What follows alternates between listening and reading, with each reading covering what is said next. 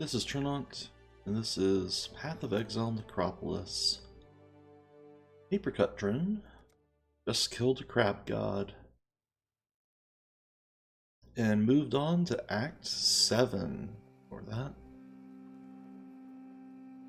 Not the Act 7 part, but the little pop-up that appeared. It was very annoying for reasons. So I guess the first thing is we'll sum up what's going on in Act 7.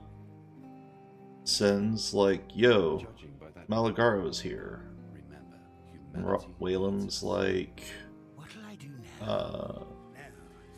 there's a locket that you want to pick up. So not only are we doing important god-killing stuff, but we're also helping a pirate find a locket of his late wife. For some reason. I mean, I guess the pirate did sail us to the next act, so that's something, I guess. But if we were to talk to everybody, we'd be caught up to speed. So I mentioned in Act 6 that the forest encampment over here was actually blocked off. And that's because Groose went insane after picking up a relic on the shore, which is probably a god. A god relic drove Groose mad and a bunch of other people mad, and now the forest encampment's taken over, and they fled to the broken bridge where Creighton was, which is an encampment too, right? I forget what Ina says. Turn your back for the barest moment and Rayclast bites you in the proverbial. True. I'm afraid that the Inquisitor's spirit. Keep your life to your own. Helena tells us where we can find Malagaro. Malagaro has fled to his abode, the Chamber of Sens. We went there in Act 2. However, his Chamber of Sens ability was actually... His Chamber of Sens had a map device in it, and Malagaro went into the map. So we have to find the map for Malagaro, and get a little teaser of what the end game looks like. There's also Alva. Thank the gods. You're no saint. I believe Alva is a time-traveling conquistador who wants to just pilfer a ancient temple for loot, but not before going back in time and creating that temple in its own way beforehand. It's a little convoluted. It's also a mini-game, so we'll get there when we get there. I'm probably going to be very bad at it, because Alva's minigame requires like a little bit of, I don't want to say gear, but it's harder content than the normal game, like most of the mini games and the master missions, as they're called. The master missions tend to be harder than the main game by a fair margin. Let's vendor some items. Helena will be our potion and wand vendor. Jewelry. Helena's our weapon vendor. Ina being our... Did I say Helena for a potion wand? Ina is the potion wand vendor, and Helena is the weapon vendor and armor vendor. We'll just sell all of this. And looks like I have some gauntlets to put up too.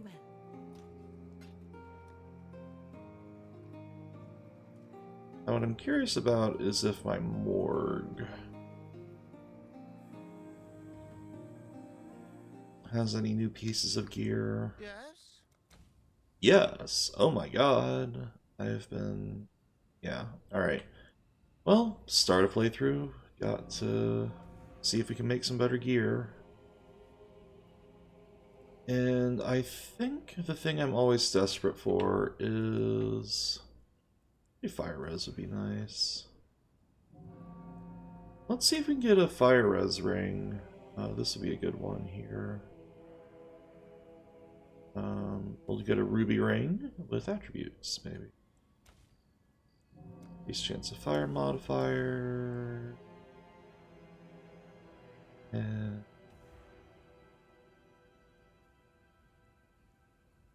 the rest doesn't matter. And +1 explicit. Jewelry, ring, ruby. so that you may guide their hands to success. And will this even be better? Let's find out. Kind of. We lose some life, but we can craft life on this. Alright, we got an upgrade. Because I want to balance out my resistances. 75 resistance seems like enough, and it kind of is, but with the enemies inflicting minus resistance effects, I generally like to have it at a comfy like 90% overcap resist. Alright, let's see.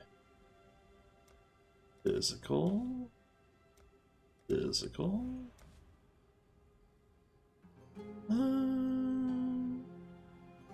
Scarcer attributes. Craft, weapon, sword, one-handed sword. And we'll do an elder sword. And become a weapon to cut the wicked. And it's a bad sword. Yay. While we're at it, let me make sure my filter is correct. There we go. Let's try this haunted nonsense. Life modifier. And we'll save the minimum number of sockets for like maybe crafting a theoretical if we get more of those to appear. And what's bad items? I feel like the weakest link. Honestly, the gloves.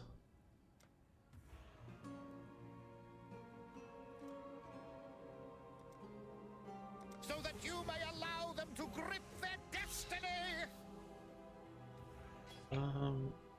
I don't see any haunted modifiers on this, so that was a waste. Necropolis is very powerful, but it does seem to require having a lot of coffins, and that's really only at the end game. In the campaign, it's actually still pretty useful because it's a good way to get rare items early. However, as you can see, that is not guaranteeing great items. We did get one, which is more than 0. I forgot to do scarce or resistant modifiers. I have an idea though. Faster. Faster. Resistant modifier scarcer and adjacent randomization. Wow, this looks bad. Let's craft another ruby ring. May the ferocity of Throldana free you of your anguish and aid this soldier, so that you may guide their hands to success. The Doom Circle. Is this any good? Lightning round. It actually might be better than what we have.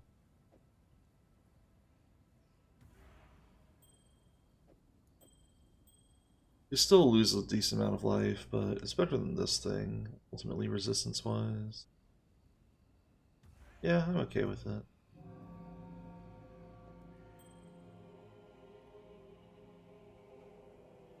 And we'll vendor the rest. What? I think this is vendor fodder too. All alone, once again. And put the jewelry up.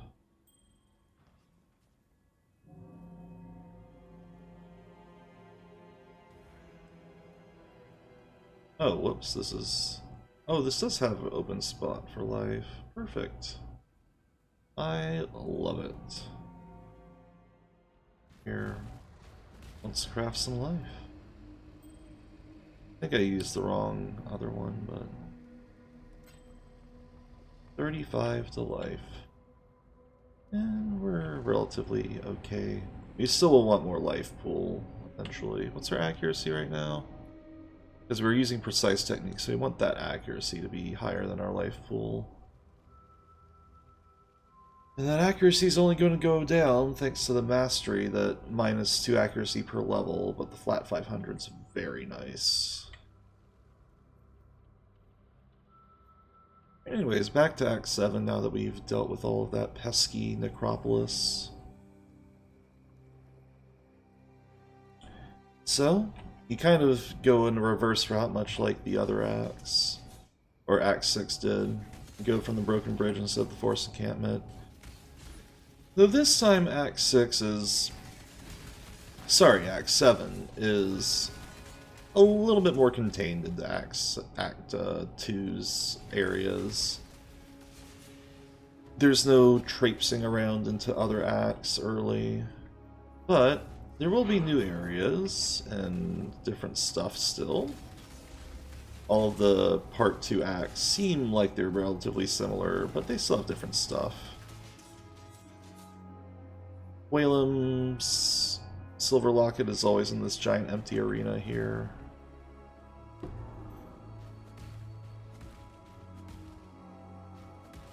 Here, let's get our Golem buddy out.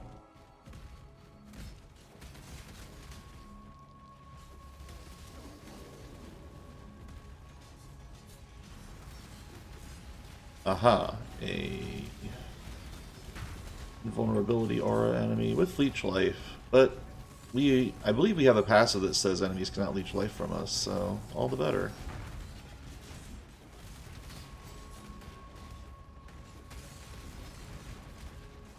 And again, we're going to take this playthrough slowly, which does mean murdering enemies in silly ways.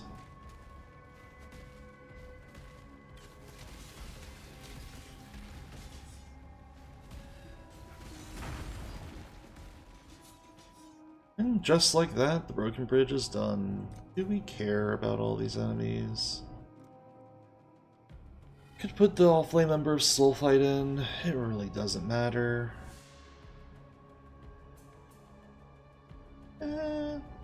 Like you've seen these enemies before. Hulking Titans are very similar to the ones in Act 2. I'm okay with turning them into Soulfight enemies, just to get rid of that All-Flame. Soulfight enemies reward Delve Soulfight or the Delve Master Missions with Nico. The Azurite Mine, as he will. Like Act 2, for the crossroads, you want to go to the center first to grab the waypoint, because this is a crossroads, so you will go back here.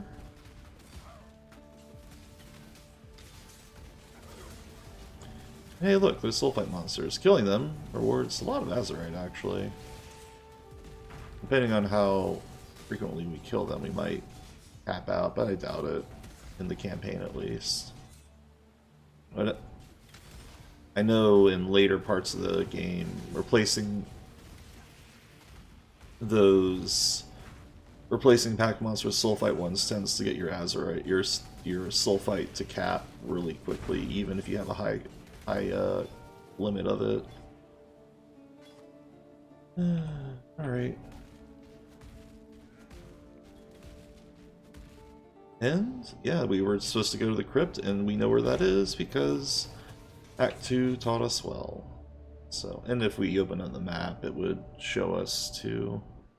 If we tried to go to Ralakesh's, to Groost, we would find that part blocked off. Not going to bother with that. The Fellshrine Ruins. Fellshrine Ruins has slightly different enemies than before, namely these white-robed necromancers coming up.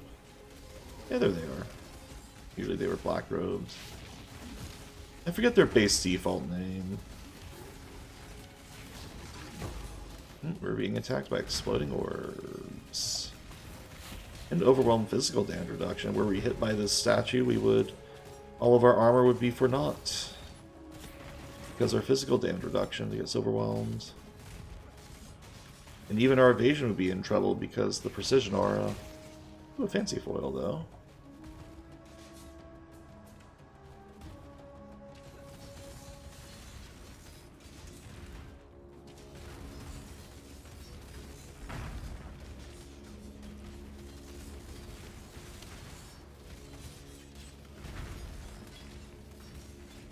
And again, we're looking for armor and evasion pieces.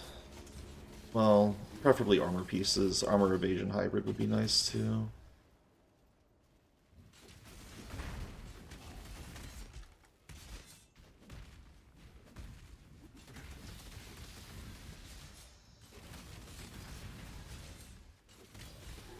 Oh darn it, I misread what they were.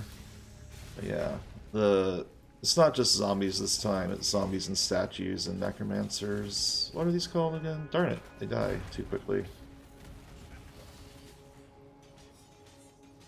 Oh, whatever. Artillery gemlings. Probably gonna wait on that one.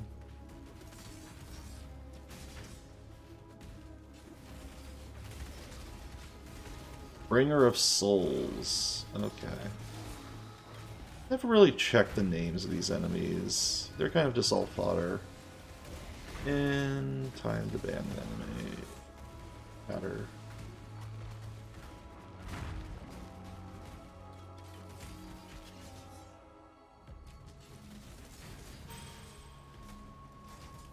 One downside of streaming this live is on occasion spam bots appear. Thankfully it's easily fixed. Anyways, the crypt is here now. We'll click this just for the sake of it. Ooh, extra proj on the wraiths are dangerous. I know this for a fact. Because their ethereal knives hurt a lot. We'll put that there. Yeah, this is fine. Well, we did get a level, and we will...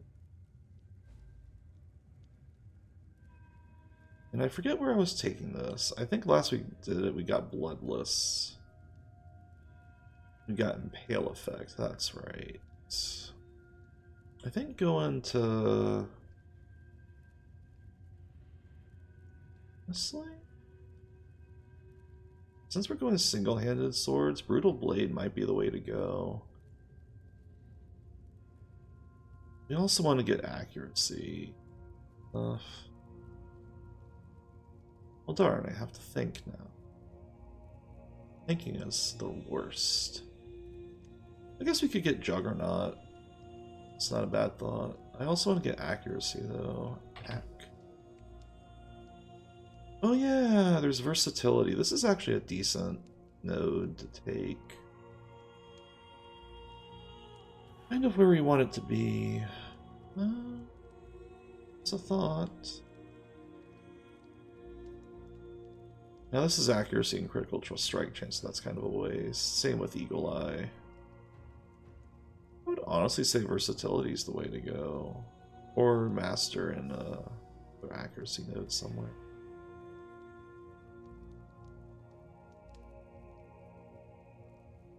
Slightly frustrating how few accuracy nodes are over this way.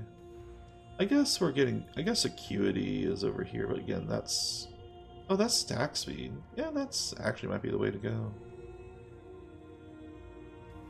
I think we'll... E-line up here. As many dead nodes as that's going to be, it still has utility. It's not the smartest move, but I guess we could also just roll accuracy on here. It's not a bad thought either. Or just embrace critical strike chance. There's all sorts of options here. Versatility gives movement speed? I didn't know that.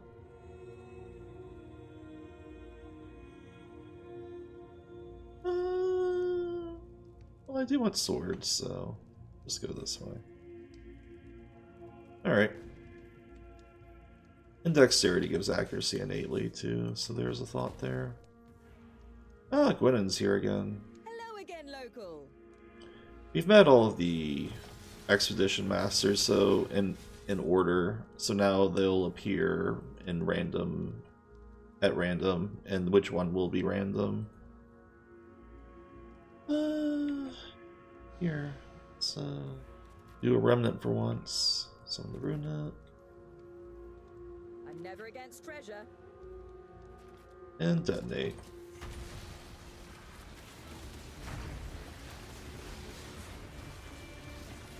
Oh, we're being mained. But always crits monster too.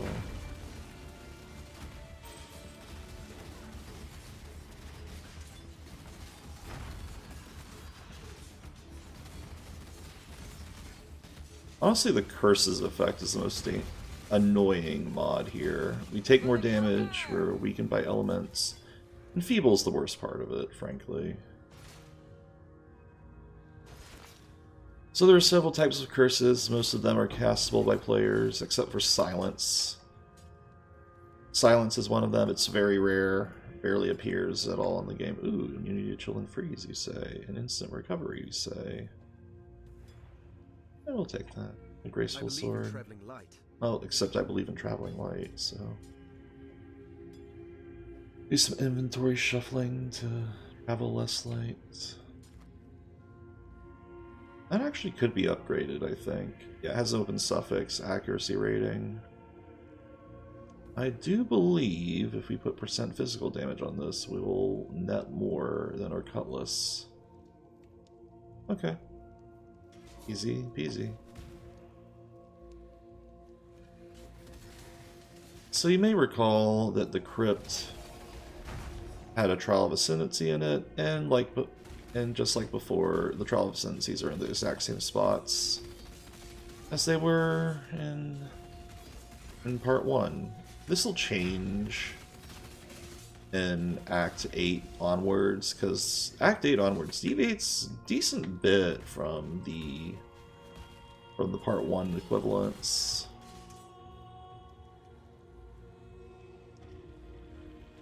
So the Trial of Ascendancy is here. It's still the Spinny Blades of Doom, and they're just more complicated and annoying.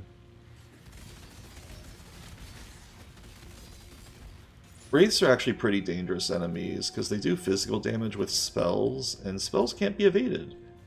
Physical damage does a lot of damage. Okay, Siege Helmet. And they do multiple projectiles worth of attacks, so they have like this shotgunning ability. Got really lucky there that I didn't get hit. Oh. So I tend to focus fire the Wraiths in this area if I can. Boldly, so that all may find you. Let's trial 1 of 2 in this area.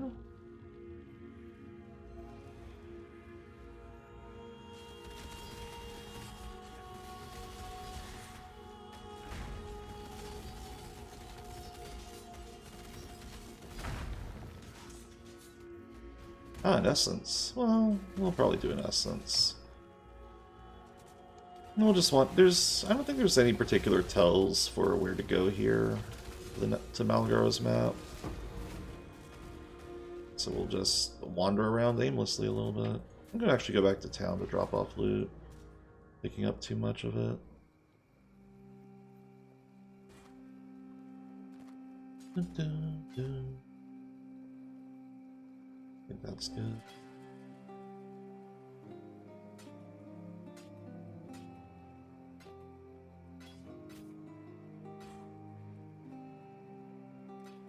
Be well. Oh, we do get a good quest reward for Waylam's Silver Locket, now that I think about it. It's not necessary after one playthrough, but I would say for at least your first playthrough of the League, Waylam Roth's Silver Locket quest gives you a very useful flask. Now you could get Granite or Jade, which are good defensive ones, but this is the first opportunity to get a Quartz Flask from a quest reward. Quartz Flask gives you phasing. Spell Suppression's nice too, but phasing's the real jackpot here. I'm gonna gamble with less mana, because our damage is catching up to the point where we can leech through mana regen. I'll keep this around though, just in case. While we're at it, I said I was going to craft this sword. Let's see if we can upgrade it.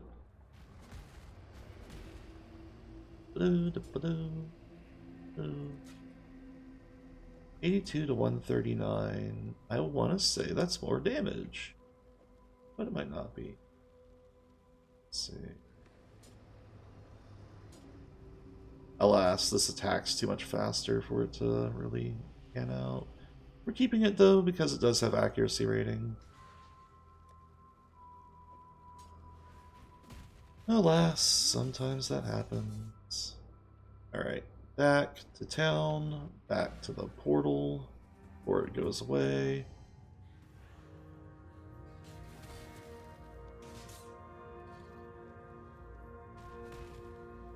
So the entrance to the crypt level 2 has been caved in or something. I'm not sure what the deal is. We're actually not going to find the entrance to the crypt level 2. We're going to find a secret sarcophagus path that for some reason we know about now. Yeah, you can see this is where the crypt level 2 would have been, and it caved in.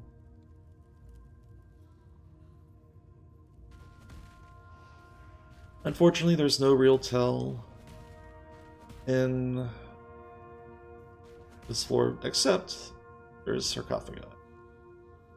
And lo and behold, a secret library area. This is where Malagaro's secrets were, I guess. He has a lot of books, doesn't he? Think about the scale of this.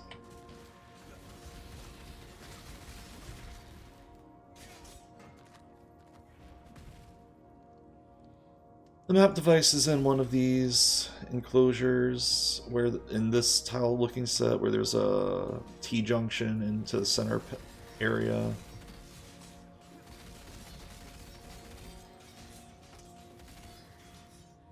Soldier boots might be move speed. I always pick up boots and weapons as a leveling a weapon-based build, and always pick up boots if I'm a build of any sort, really. Boots are good. Touching this makes me feel quite strange. But which one's the real one? This one is.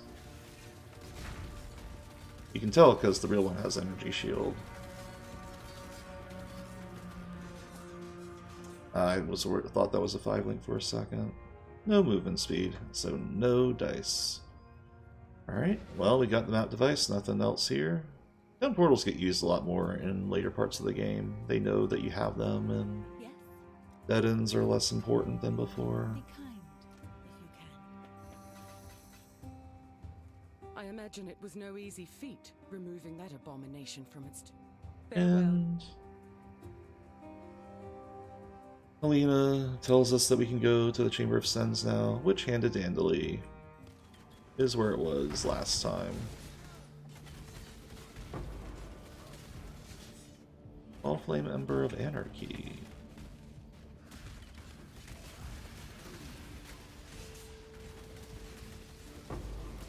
Whenever you see your health going down, and you see Corrupting Blood stacks, generally you cast your Corrupting Blood removal skill as fast as possible. I'm not sure which enemy's casting it. Something is.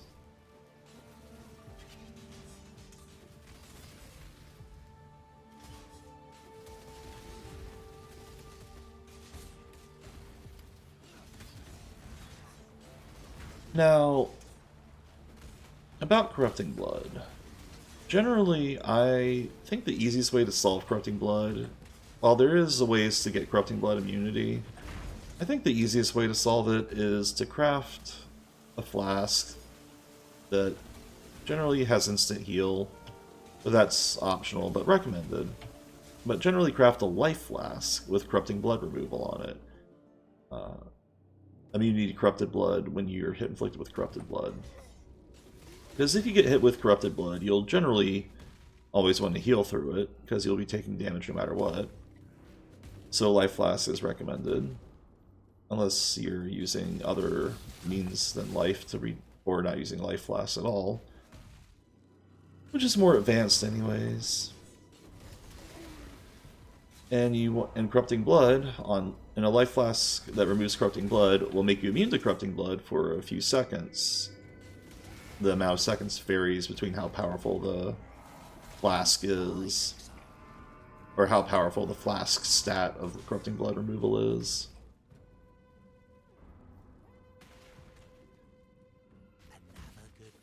This applies to freeze as well, but Corrupting Blood especially is really good for that. You actually don't want immunity affixes on utility flasks, the green ones.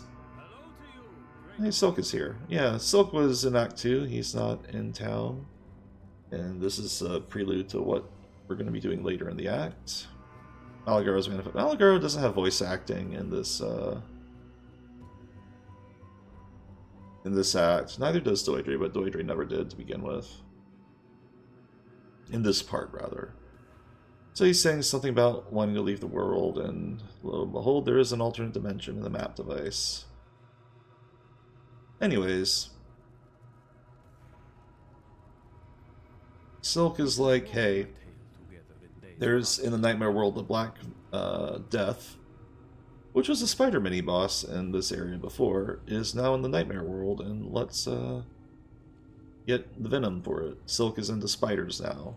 Silk was like fighting spiders in Act 2, and I guess they wanted to make him really like spiders in this act, and that's not just for no reason. There's a reason. The reason you don't want corrupting blood or any other immunity on the utility flask is they reduce that flask's duration, and you want increased duration on these flasks as much as possible. Or you don't want their duration reduced, at least. And Malagara's Sanctum is activated. This is... so we have 6 portals in this area. This could theoretically be a hard wall for some characters if they were dying all the time. I haven't seen that in practice be an issue. I've seen characters 6 portals being more than enough. The reason there's 6 portals is because the player count goes up to 6 in this game, and each player will consume a portal. Or if you're in single player, if you die, you just lose a portal. Thankfully, if you do fail this area and die 6 times, you can just go to Helena and get the map again, if I recall. I've never failed it, so I'm not sure about that. You can't lose the game, though, at least. The other reason there's 6 portals is because that's what maps do. And maps, spoilers, are the endgame of Path of Exile. We're not going to talk about them too much because we're not there yet. But this map device is kind of a teaser of what maps will be like in the endgame. So the enemies are always fixed in this area. Unless you did the All-Flame members from this league, I guess. Extra chaos damage. One nice thing about corrupting blood removal flasks is they remove normal bleed as well, and that's pretty handy. Because these gut spikers here love to do bleed effects when they hit you. And that rare monster even had bleed as an extra affix on it. Extra rare mod. I guess it's not an affix, it's a rare modifier. They differentiate it for some reason. In game's terminology, that is. I'm not actually using my utility flasks much. I kind of forget to in the normal campaign, but I do remember to do them in the end game. Usually, I just feel like my character is in flux and is swapping gear so much in the main playthrough or the story playthrough. Sorry. That I tend to not be concerned about the stats I have in the campaign. Grasping Vines again. Again, that rare mod is just keep moving to get rid of them, or teleport. Instantly remove all the stacks of Grasping Vines.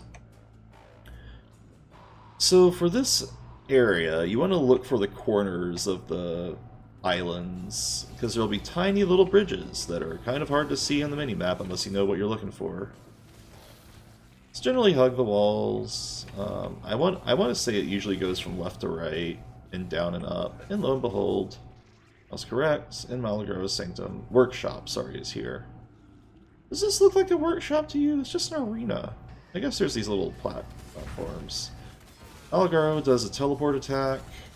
He does a prep work of, he does these 5 shots in a kind of pattern. You'll summon a friend in a quarter of health down. Black Death is here now. That spider that Silk wanted us to kill. Then Malagaro does his patterns again. At half health he'll summon Fidelitas, because the Dream Knight versions of them are here. Loyalty Undying. I don't know what type of damage Fidelitas does.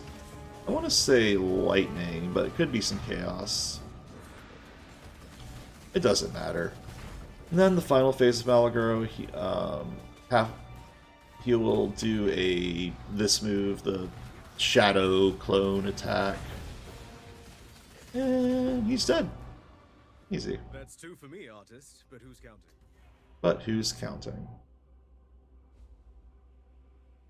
We'll just pick up some of these for vendor purposes. Our brutal construction. You don't actually have to talk to Sen. Oh, and the only way out of here is through portals, either the one that you got in at the very start, or the one we're placing right now. Fun fact, if we died and left a portal outside of the arena, or anywhere really, if we portaled back in, it would not drop us at the start of the area, but where our portal was. Nifty. Instead of teleported to town, we're teleported out of the map. And Silk's like, hey. Oh, great dreamer who has done great deeds. And he alludes to a queen. That my queen rewards you with all. And spoilers, the queen is not so nice and might be a boss in Act 7. So, now we have the key to the 2nd floor. I'm just going to go back to town to sell stuff since we have a waypoint right here. What? Unfortunately, And they were talking about how Silk wants to marry Arakali. Arakali is one of the other deities and might be the goddess of lust. So we'll see how that turns out for Silk. What you tell me of sin, beware. And everybody's worried about Silk. One less twisted intellect perverting our... And Malachi's death gives us some rewards. We'll take Worm Scale Boots. Alas, they're not good. No movement speed. Maybe we should identify these for Alch shards, theoretically. Or just alt shards. Chromatic Keep your life to your orbs. own.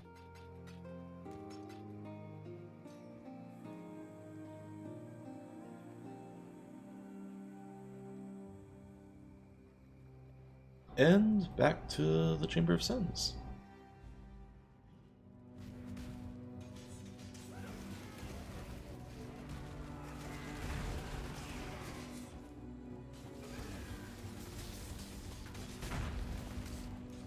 Somewhere starting from level 50 onwards, we should be getting 6 socket items to drop. If we're lucky. It's a rare chance, but they will start dropping from now on, because 6 socket items... Usually an item only will roll up to 6 sockets when they're item level 50 or higher, and we are in a level 52 zone, so there's chances of them dropping. Here, let's go to Chamber of Sins. So Augmented Dead appear, so definitely some Act 3 enemies because Malagaro was testing on them, and some zombies. And some spiders. Since you know what spiders and zombies do, we'll spice this up. We'll give some artillery gemlings, and we'll give a rogue exile. We will swap. We'll make these friends become different. Or we'll move the modifiers to the normal monsters because they'll be easier. There's various farming strats with all flame members this league. But farming strats really only matter in the end game. The problem with trying to go make currency and leveling, or even early on in the end game, is that the best items, and really the most only worthwhile items, tend to drop near the end of the game. Like the end of the end game even. You generally want to get your character in as high level content as possible, basically as soon as possible if you want to start making money in the game.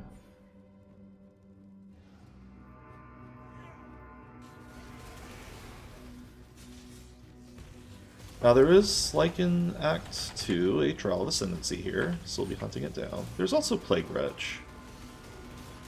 This might be too spicy for me, we'll find out shortly. The artillery gemlings are raining down a rain of arrows here, so that's might be a problem. Here, let's get our Golem buddy back up. I like how the rare mini boss of the map is weaker than the generally artillery enemy here. I believe that monster's called Plague Wretch, and it just is a Chaos Damage over time zombie.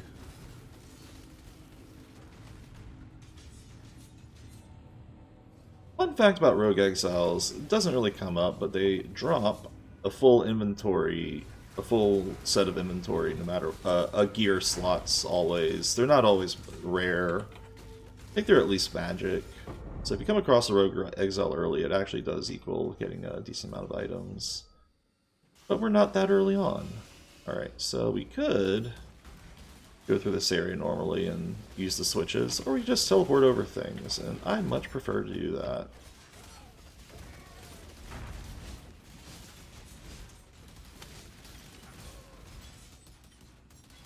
Take up the sun plate.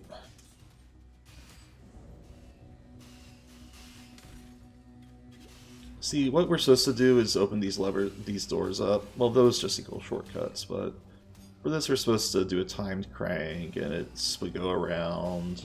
But you can really just teleport over things at this point.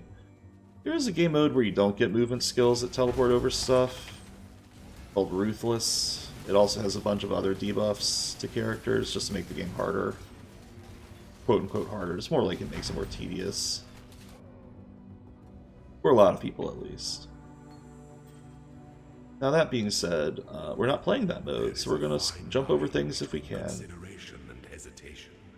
The former is wisdom, the latter is fear. Alright, we've completed all 3 of the trials. In fact, if we wanted to, we could do the Rule Labyrinth, the second tier of Labyrinth, right now. However, I tend to wait till the beginning of Act 8 to do that for no real reason, just feels thematic. Because the Labyrinth is in Sarn, and spoilers, Act 8 is in fact going to be Sarn. Here's our first unset ring. Unset rings have a little socket in them, and you can put a gem in them. That's their gimmick. That's the story of the unset ring. Righto. I think it's time to... that Rogue Exile died immediately once their energy shield went down, because they had Chaos Inoculation. Their hit points were 1, but their energy shield was stacked up. Something is casting Voodoo Doll. Voodoo Doll is a nasty modifier, where enemies attack my Voodoo Doll that can't run and dodge, which is actually very unfortunate. And the damage dealt to the Voodoo Doll is dealt to me as well. That's slightly annoying.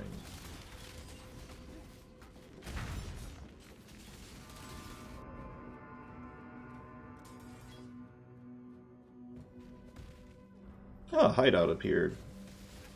So you start with no hideout on your first account. You unlock your first hideout by going to the Dread Thicket in Act 2. You can find more throughout the world, just randomly. Hideouts have no benefit of one over the other. It's just flavor. What you think is aesthetically more pleasing. You'll start with a nature hideout. You could get this den, this like underground tomb hideout if you wanted to. I'll show what it takes to unlock a hideout, even though I've unlocked this baleful one already. First off, the tile set in here is the hideouts, what the hideout looks like. And what you have to do is very simple, just kill all the monsters in this little tiny area. Now the monster's a little spicier right now because I replaced them with the All Flame, but yeah. And like it says, hideout unlocked. Helena would be like, hey, congratulations, you have a hideout. And we would be here. This is what this hideout would look like. It's kind of ugly if you ask me, but you get your flavor. That's why there's actually some very rare hideouts later on that aren't guaranteed to appear and have like a very low chance of doing so. They're unfortunately in in-game areas too, and those are not always guaranteed to appear either. Some players even make currency, or will trade like actual like crafting materials to give players the privilege of going into a area with a hideout unlocked. So like players might want to unlock a hideout, and it's like, you can pay me such and such chaos orbs or divine orbs to join my party to unlock this hideout. It's kind of fun that you can make trades in this game that aren't actually with items, but just doing services. Since this game doesn't have an auction house, people will actually trade not only for items, but for services. Like, hey, this boss is too hard for me. I'll pay you money and the loot of the boss to kill it for me. Stuff like that. Those are called boss carries, for instance. I haven't really gone over trading in this game, but it's a chore. It has its ups, I guess, but generally you have to you can only directly trade with players. You can't go to like an auction house in this game. That apparently might change in the future. Ooh, Abyssal Jewels. Corpse Mage. Non-chaos is extra chaos is a little dangerous, so we're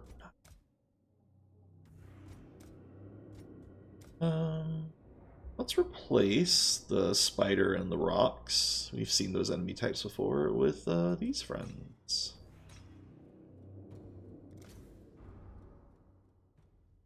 And since we have a waypoint, we're gonna take advantage of that. Drop off loot since I'm picking up so much of it.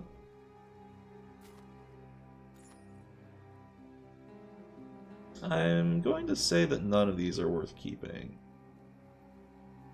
So we'll just happily get rid of everything but the quality jewels.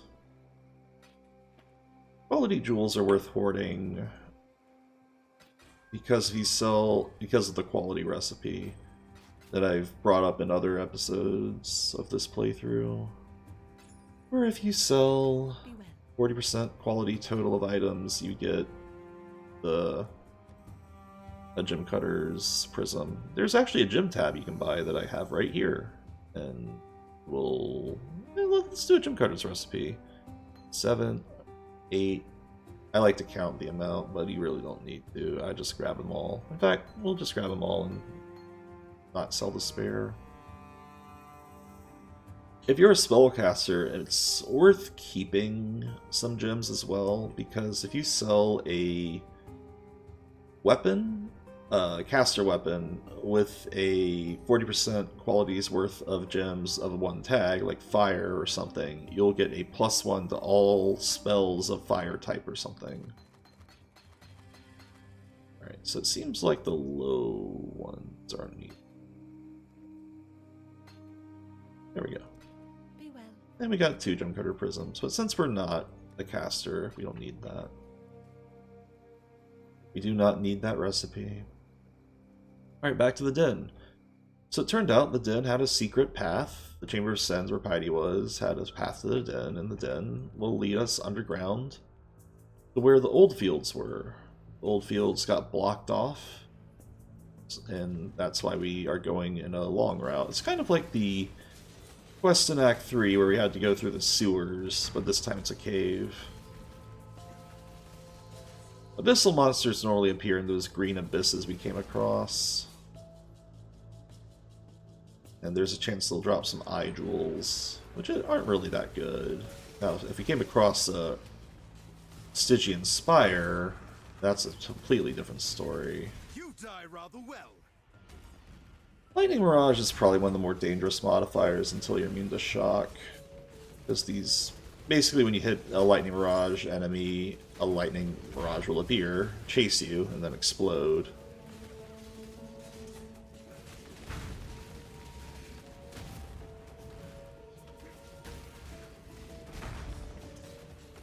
And it'll leave shocked ground on the ground, making you take more damage. And the shock effect is actually pretty dangerous, because it's not like it's an increased amount of damage where it has diminishing returns, where it's like, oh, I'm taking 30% more damage, and or this enemy deals 30% more damage, increased damage, and the shock will add up to 70. No, it's worse than that. It's like shock is a more multiplier, if you will, where you're taking you add up all the increased modifiers and just multiply it by the shock value. It's not like you add up the values first and then multiply them. The math, long story short, makes it so shock makes you take a great amount of more damage if you're not prepared for it. Gwynen's here again. Hello again, local. I'm sure Gwennon will talk to you. Why not? First, I'm going to clear out this area a little bit.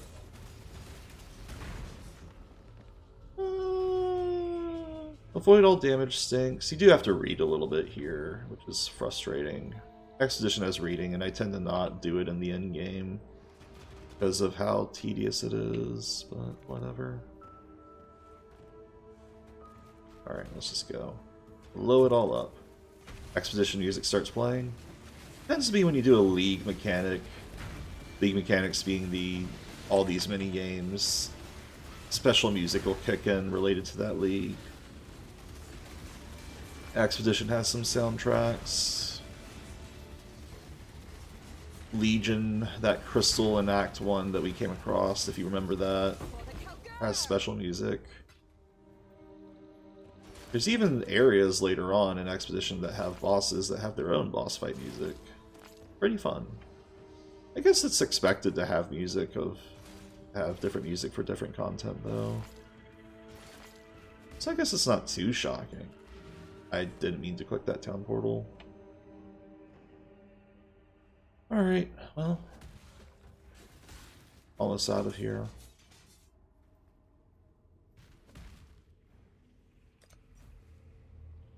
And this is fine. For some reason the Ashen Fields have a waypoint too. I don't know why. Because there was a waypoint in the Den already. It's not like they're huge zones. Don't really need waypoints between areas this sparse. Like, look how small my inventory increased by there. Physical resistant. Thankfully we have overwhelmed physical damage reduction, so this enemy does have enrage as life is lost, so lower life does mean this monkey does more damage. Well, we're supposed to go to the forest encampment, and much like Act 2, the forest encampment is to the left.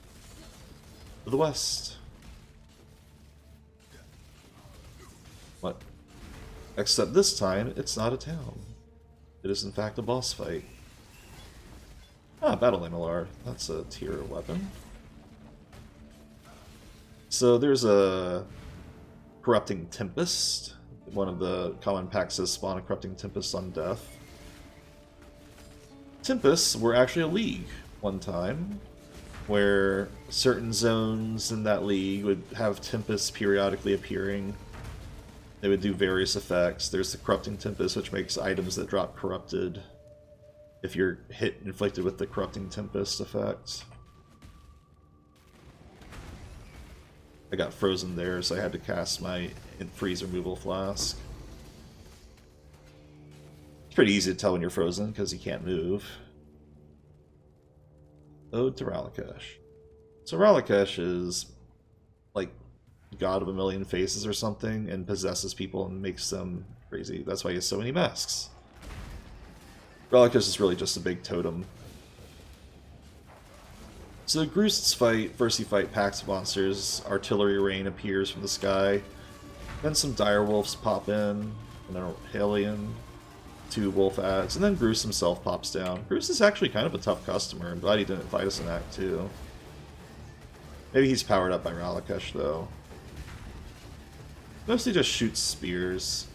He'll charge up with Ralakesh's power and then spit a machine gun bullet of spears. Once he's done that, you just attack him some more. It's actually pretty tanky. Here, let's get our totem up. Not that the totem actually helps, because we're not melee. Oh yeah, let's get Poacher's Mark going.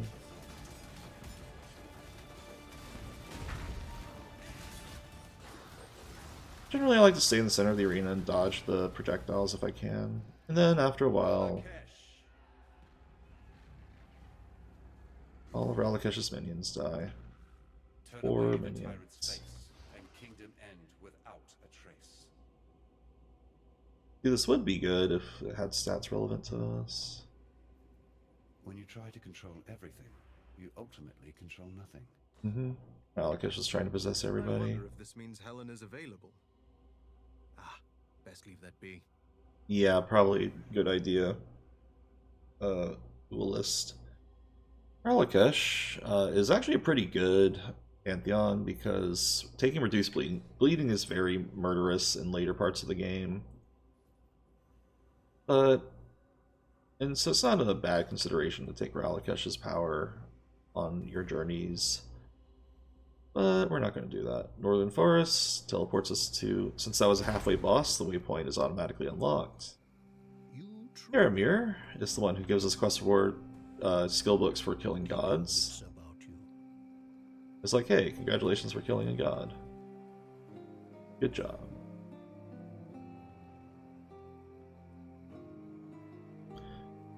And Helena actually gives us a quest. I thank you. There's an Asmeri shrine. And wants us to bury Groost, or give a memorial to Groost.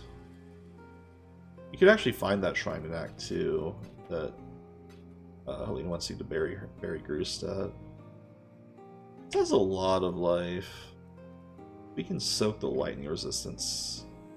I actually might put this on. There's a strong argument for it. Alright. Here are the rest. Goodbye. Well, since we have a waypoint unlocked and we haven't explored the next area, might as well do some crafting. Craft our friend the lightning resistance on this helmet. We'll use an alchemy word, why not? Take a look at our stats. And what's our accuracy right now? Still pretty high. So we grab the Stone Golem Buddy, the Leap Slam, and faster attacks. And just keep this just in case, even though it would be better to sell it if I wasn't hoarding. Golem Buddy come back online, get some swords, sip my drink.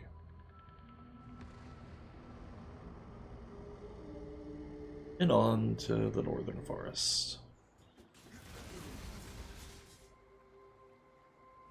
Nothing bad there.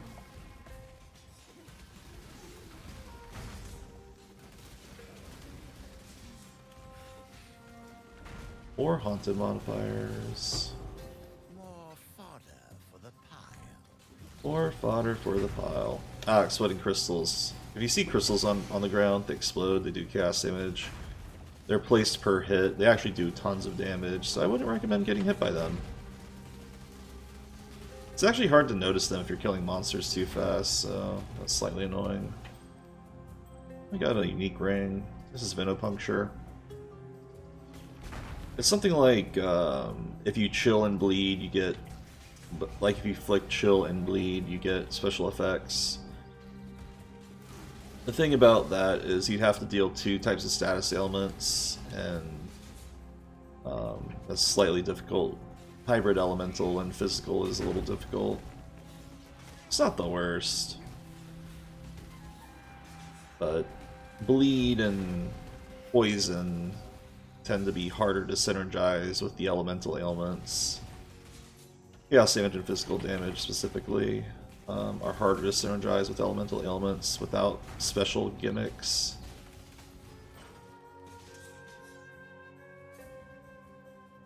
So the left will lead to a few areas that are important. The Dread Thicket for one. You want to hug the left wall because the Dread Thicket's always on the left, and we will be going there shortly, but not right now. I'm going to do a little quick cheat strat and leave a portal here. Go to the next zone to get a waypoint, then warp back here with the town portal.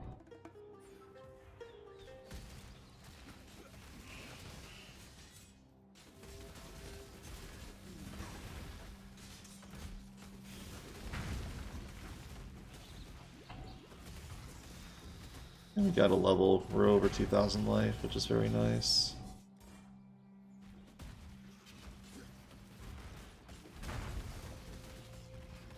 Probably should do Blood Rage more than I am. My Juicy Frenzy charges up. Unfortunately, the Asmeri Shrine is kind of hard to find. Thankfully, we found it, just as I said that. But it's not guaranteed. It's placed pretty randomly in the area.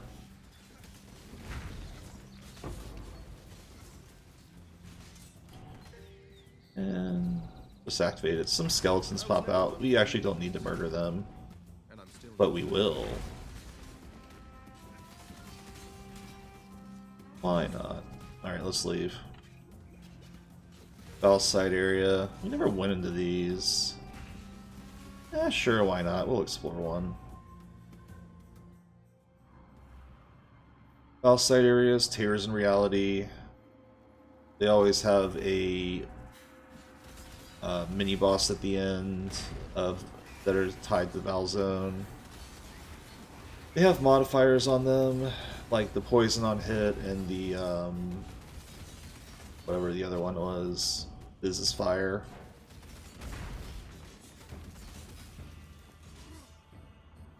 That's just randomly assigned to the zone. Again, these zones aren't guaranteed to appear in any particular place. And if you see a book, that's where the mini-boss is, because that's the note of whichever person was there. And it'll be a sacrificial vessel once we kill the boss. This is Kutek Val Fleshsmith. I guess he summons zombies. That's it. The sacrificial vessel always drops corrupted items. It'll drop corrupted gems, the Val gems. We got Val Absolution and Val Ground Slam. Not useful, but fun. And sometimes a sacrifice fragment. Don't worry about that sacrifice fragment. It totally doesn't lead to a boss once you collect a set of 4. But yeah, we didn't have to do that. We're just doing it for fun. And for demonstration purposes, more specifically. We're not going to do much more Valside areas. They're generally pretty superfluous. Hard word to say right now. Unless you really need a Val gem of some sort. And even then, you tend to just use Val orbs. Because Val orbs used on gems can make the Val variant of them. Sometimes it's okay to farm Val side areas for, or do them during the campaign if you want to just luck into a Val gem, but I wouldn't recommend it. I guess the only real reason to do it is if you need sacrifice fragments, and those are easy to get to without even having to set foot into a Val side area. It's kind of silly, really. Alright. Yeah, this is fine. So, already we're in a new part of the act. A new area deviating from Act 2, the Causeway. Basically, when Arakali revived or woke up, the idea is that the gods were sleeping according to Sen, and Sen was using the Nightmare Beast in the mountain. I think he explains this at this point. That flesh cave in the mountain was actually keeping the gods asleep, and killing that flesh mountain has awoken the gods, Arakali being one of them. Now that Arakali's awake, she raised ancient ruins of Val City from the ground. We'll be doing Alva later. But yeah, Alva said to meet her in the Causeway. We won't be talking to her just yet because we're on a time limit for the portal in the Northern Forest. I'd much rather get that. So let's kill this beast. Until this league, Masters, the Forsaken Masters, Einhar and Alva in this case, could not appear in the same zone.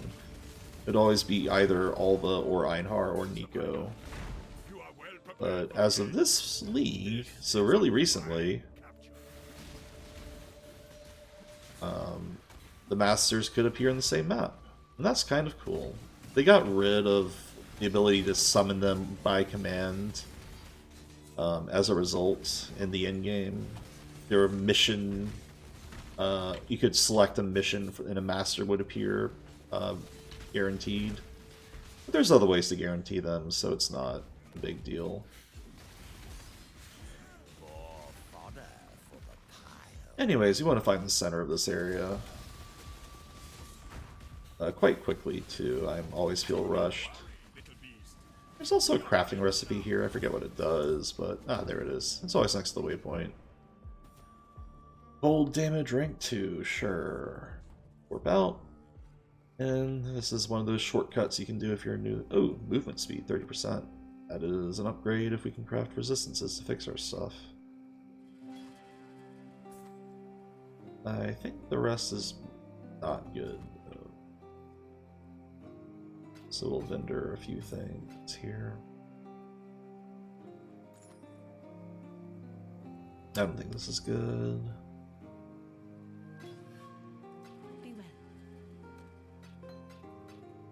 And the quest reward for helping Helena do the rites for Groost. Recall it's like jewelry. It's not really important. I feel like... And we'll get a intelligence amulet again. Maybe... I'm gonna guess dexterity intelligence. Oh, that's actually good. Fire and lightning. And you could craft life on this if I felt the need. Here, let's just keep this. It actually doesn't matter that much, because we already have a lot of life on this amulet, so I'm just going to leave it be for Northern Forest time. So we're actually not told to go here until, I want to say, we go to the area past the causeway. However, we're on a mission, so... What level is the causeway anyways? 54? So I guess, level-wise, we're supposed to go here earlier. We're supposed to collect fireflies. Yena would tell us to do so for reasons. Basically, Yena's going to cast a weird spell and let us into where Arakali is later down the line. Lightning Storm's a little weird. Enemies with Lightning Storm will just... The Lightning Storms linger the longer you stand in that area. Some enemies turn enemies, allies nearby into ghosts when they die, and then they're called apparitions for a little bit. So this quest is kind of obnoxious, because normally you collect like 1 to 4 random items when you need to collect items. Here you need to collect 7. It's always 7 though, and there's never random amounts of them or anything, and not random drops, thankfully. Which I appreciate. Sen would also talk about Gruthkul, the Queen of Despair. Gruthkul recently got lured as the Porcelain Queen, who was conjured into existence in Affliction. That lore's gone now, though. I think the Scion talks about her being the Porcelain Queen, but you wouldn't know what that means unless you did Affliction League. That's slightly one problem of this game. If you actually care about the lore, the story, if you will, a lot of it tends to be cut just by the nature of them not making leagues go core. So when a league doesn't go core, the story kind of suffers as a result. Of course, people tend to not care about the story in this game that much. Gruthkul is actually a decent minor god. There's no joy in slaying a mother. Just a hollow victory. Gruthkul basically makes you take less physical damage, up to 5 if you've been hit. Not a bad one by any means. But I prefer Rislatha for the flask charges. It's pretty preferential what gods you take. You can swap them out between zones, so it's not a big deal. Gruthkul, story-wise, also was a Val Queen that got her daughters murdered and became the Queen of Despair. Her followers made her sad to the point where she became a angry bear god of despair. That's her story.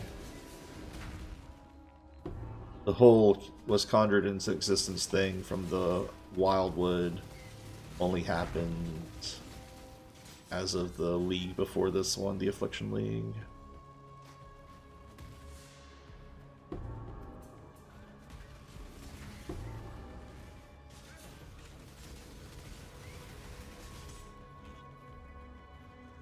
So that's 6 fireflies. We have 1 more to find. There's also a crafting recipe in here, so let's hunt that down. There should be a rare monster too. Or a unique mini-boss here that isn't the Queen of Despair for some reason. Exile is pretty inconsistent about what areas have just random, unique mini-bosses and what have, like, kind of bigger fights. And here is the Dreadstone, which is just a random person that leaves corrupting blood. So that's one reason to have corrupting blood removal. And Final Firefly. And we can leave.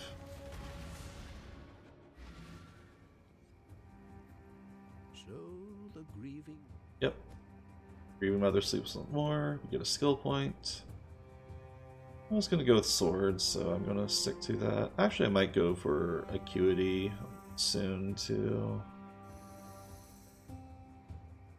Because our life pool is getting to the point where it's going to override our accuracy. I don't want to rely on here too much for that just yet. Can't give the Fireflies to Yina here, unfortunately. We have to carry them all the way to the next area. Let's get some Identify Scrolls. I'm surprised I'm out. We'll just... easy to fix. We have so many Town Portal Scrolls, I'm just going to actually sell these. These are the second least valuable item in the game, Wisdom Scrolls being the first. So might as well just get rid of them. Stay true to you. I like the noises all the different items make. So yeah, we have to take the Fireflies to the Arakali's Temple, which is past the causeway.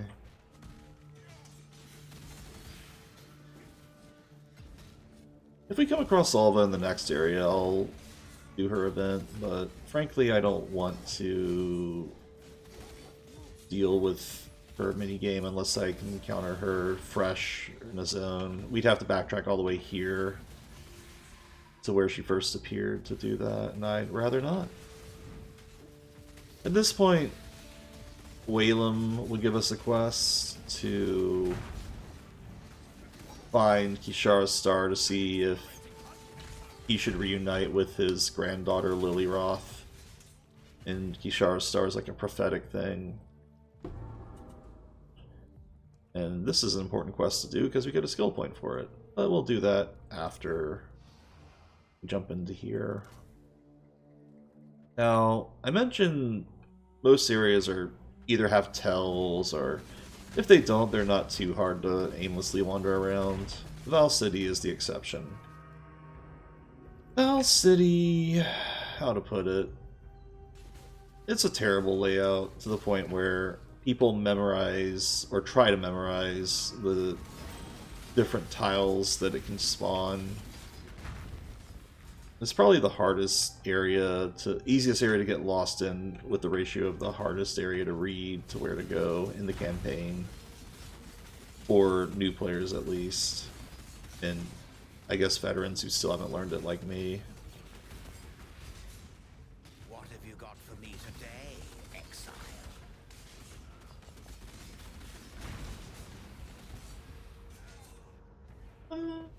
But I want to say if you come across a dead end here, what you do is you go around and go right? Is that correct?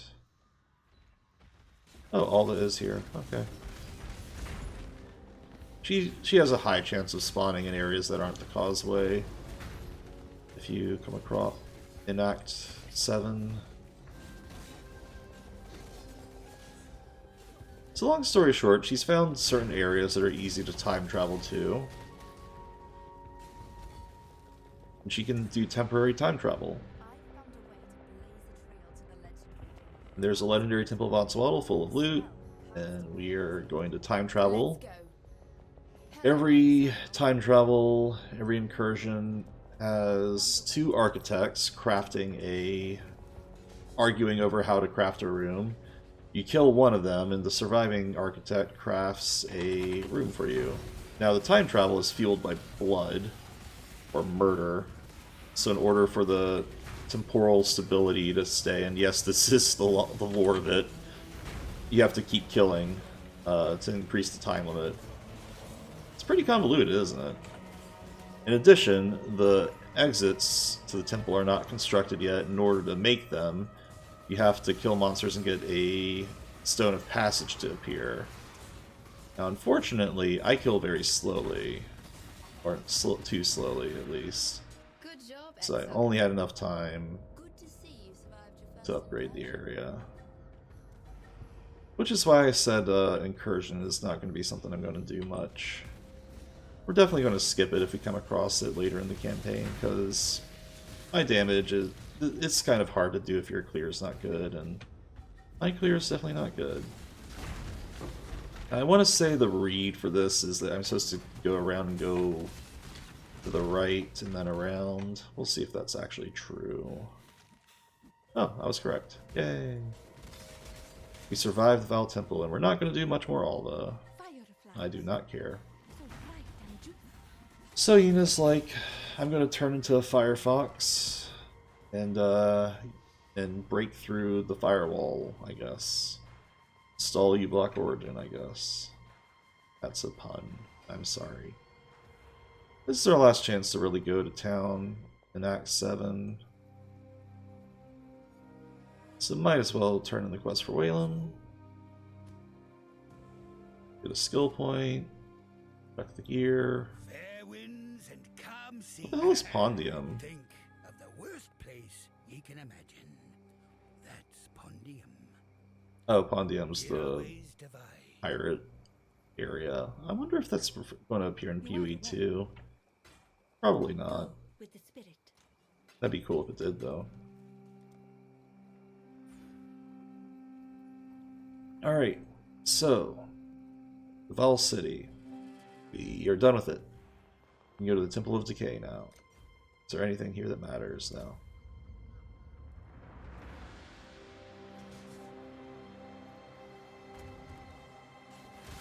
Ah, Tormented Spirit appeared. And an ice prison rare monster.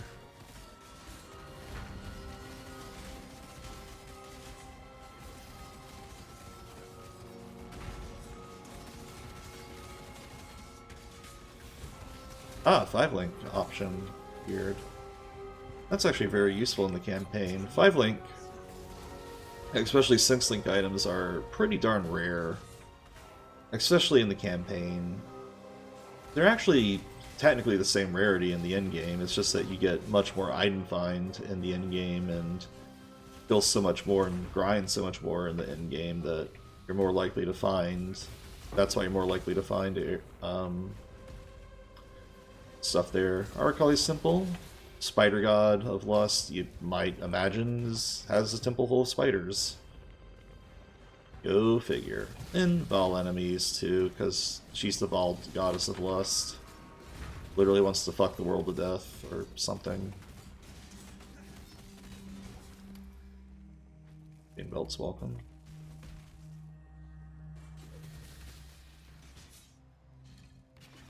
But we're not so weak-minded to succumb to her desire. Fun fact, Sin did actually have a consort with Arakali, was allured by her charm. Sin regrets that entrapment.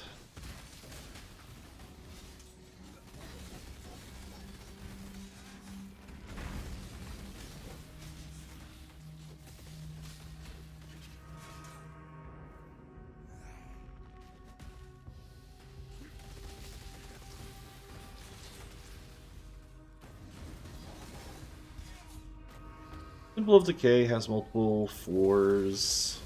There's also level 1 and level 2, but between them there's like 2 floors each. Well, actually 3 in the final temple. So it's like a 5-floor deep temple total. There's a mini-boss here. This is Blightblade. I think all he does is summon animate weapons and spectral throw. Not much to him. The unique monsters, I don't even want to call them mini-bosses, are pretty straightforward in PoE 1. I think the idea is they're going to make it more complicated in Path of Exile 2, like each unique monster you'd encounter PvE1 and PvE2, they'd be much more involved boss fights. We'll see how that turns out. As it stands, only the act bosses are really more involved in this playthrough, in PvE1's campaign. And in PvE1's endgame, the mega bosses are the real fights. Alright, Temple of Decay level 2. Anything we care about here? We do have the soul fight thing again. Could do that. I don't like any of these, so... But we'll just replace the spiders with soul fight.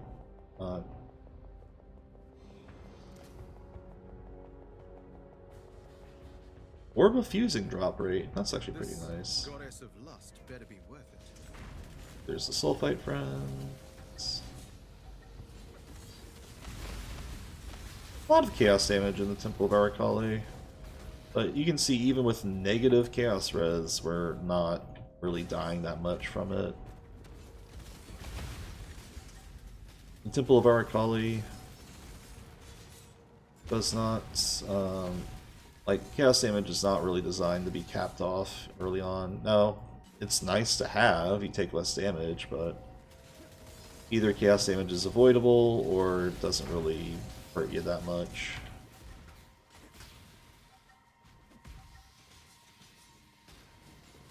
Temple of Decay also has a fun thing where there's broken ledges, but if you have Leap Slam, you can just hop over them.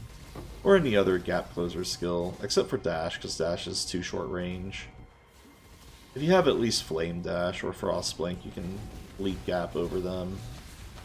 For some reason, Dash is just a terrible skill, and I don't know why it's in such a bad state.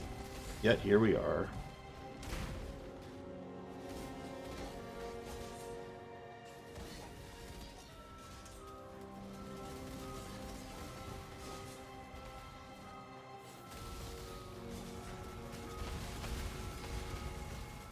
Now, mind you, if you get swarmed by a lot of enemies, it's still pretty dangerous. Like, you saw my health go down to half there.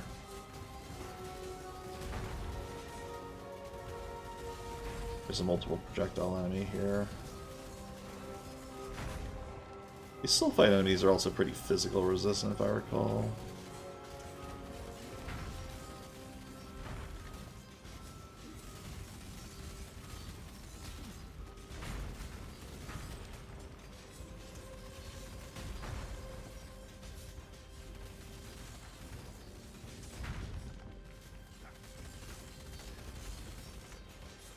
Are you not dead? There you go. Thank you.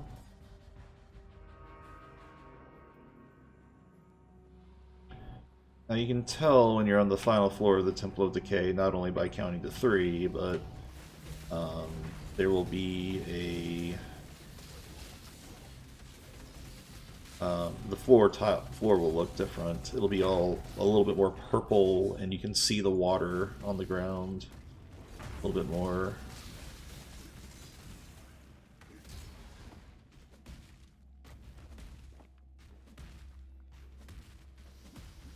Crafting recipe on floor 2. I think it's traps and mines. Might be chaos damage. It's chaos damage. Pretty thematic that chaos damage would be the crafting recipe for the Chaos Temple. The Poison Spider Temple.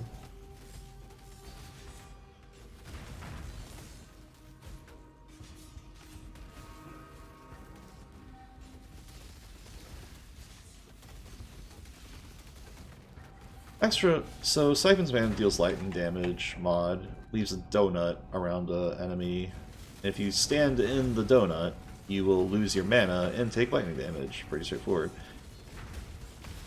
Losing mana, there's really very few sources of it in the game. There's the donut that you see on rare monsters on occasion. It's a pretty rare mod. And there's a certain enemy pool late in the end game that'll spawn runes on the ground that'll drain your mana. Otherwise, it really doesn't come up much. Here's a Soul Eater enemy, so it's going to take forever to murder. It's also evasive, which doesn't really matter for us because we have high accuracy.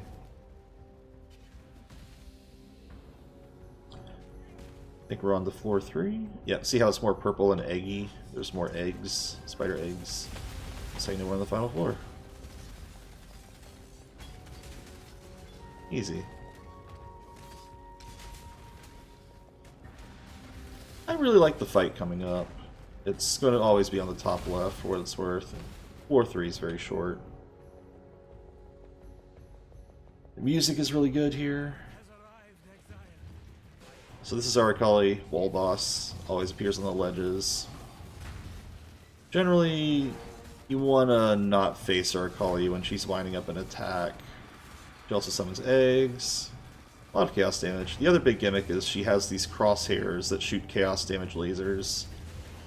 Pretty easy to avoid, but a constant threat throughout the fight. So you just kind of got to keep walking.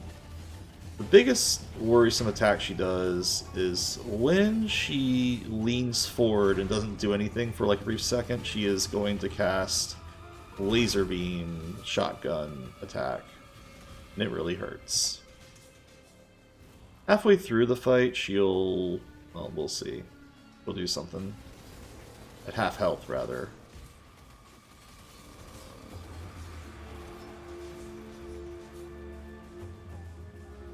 Yep. She's thirsty and decides that Silk's a good snack. And we can see Silk's severed head now. Yes, that attack. When she leans downwards and doesn't do anything, she's about to prep a laser shotgun, and that hurts a lot. Yep, run away. Having movement skills really helps for these fights, because sometimes you just want to immediately teleport out of an attack. She'll also stomp the ground, summon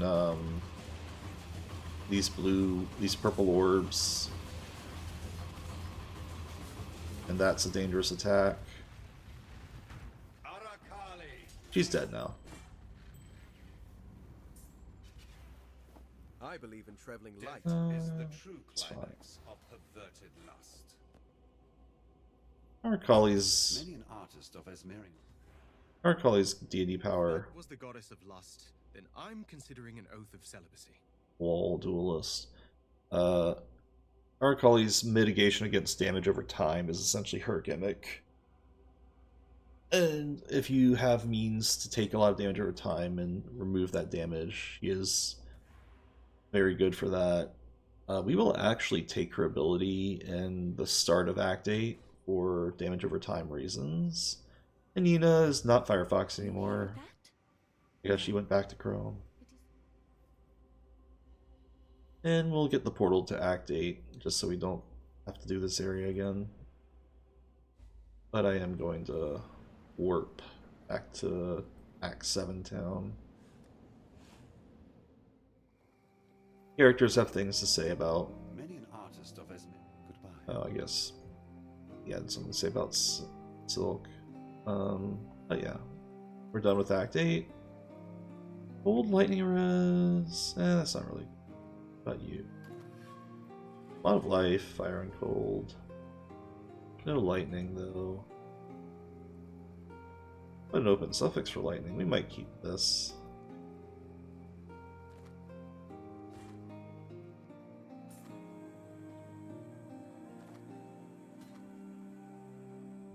And vendor the rest. Go with the spirit. So we could do a labyrinth. I am going to save that for when we get to Act 8, at the very start of town, and then we'll do the Cruel Labyrinth.